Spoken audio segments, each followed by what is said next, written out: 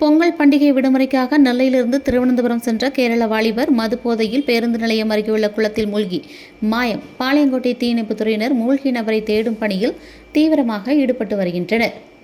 கேரள மாநிலம் திருவனந்தபுரம் வர்க்காலா பகுதியைச் சேர்ந்தவர் சுஜித். இவருக்கு வயது 25.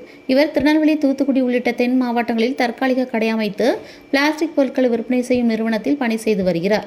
பொங்கல் பண்டிகை விடுமுறை விடப்பட்ட நிலையில் திசைநோலை பகுதியிலிருந்து திருநெல்வேலிக்கு பேருந்து மூலம் வருகை தந்து திருநெல்வேலி புதிய பேருந்து நிலையத்திலிருந்து திருவனந்தபுரம் செல்வதற்கு அவரும் அவரது சகோதரர் அஜித் மற்றும் ஒரு நபர் ஆகிய 3 பேர் வந்துள்ளனர். அப்போது புதிய பேருந்து நிலையம் அருகே உள்ள டாஸ்மாக் மதுபான கடையில் மது வாங்கிக் கொண்டு முன்தின மாலையில் புதிய பேருந்து நிலையம் அருகே இருக்கும் குளத்தங்கரையில் மது அருந்த முடிவு செய்த போது பேருந்து நிலையத்தின் மதில் சுவரை ஏறி குதித்து குளத்தங்கரையில் உள்ள முட்புதர் பகுதியில் மது குடிக்க சென்றுள்ளனர். மது அருந்திய நிலையில் போதை தலைக்கேறி செய்வதறியாது அங்கேயே மூவரும் படுத்து உறங்கியுள்ளனர். இந்த நிலையில் இரவு நேரத்தில் அஜித் மற்றும் விஜய் எழுந்து பார்த்த பொழுது சுஜித் காணாமல் போனது தெரிய வந்தது.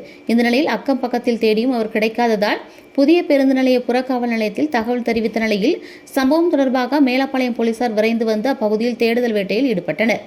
மது போதையில் குளத்துக்குள் விழுந்திருக்கலாம் என சந்தேகத்தை அஜித் மற்றும் விஜய் ஆகியோர் போலீசாரிடம் தெரிவித்துள்ளனர்.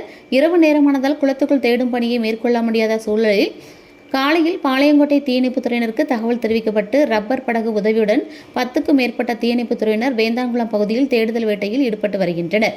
புதிய பேருந்து நிலையம் அருகே உள்ள குளக்கரை முழுவதும் முட்புதர்கள் அதிகரித்து காணப்படுவதால் சமூக விரோத செயல்கள் அப்பகுதியில் அடிக்கடி நடப்பதாகவும் இதனை போலீசார் மற்றும் பேருந்து நிலைய பாதுகாவலர்கள் தடுக்க நடவடிக்கை எடுக்க வேண்டும் எனவும் அப்பகுதி வியாபாரிகள் மற்றும் பயணிகள் கோரிக்கை வைத்துள்ளனர். இருப்பினும் கேரள மாநில வாலிபர் நீரில் மூழ்கிய தகவலை அடுத்து தீயணைப்புத் துறையினர் குளம் முழுவதும் தீவிர தேடுதல் வேட்டையில் ஈடுபட்டு வருகின்றனர்.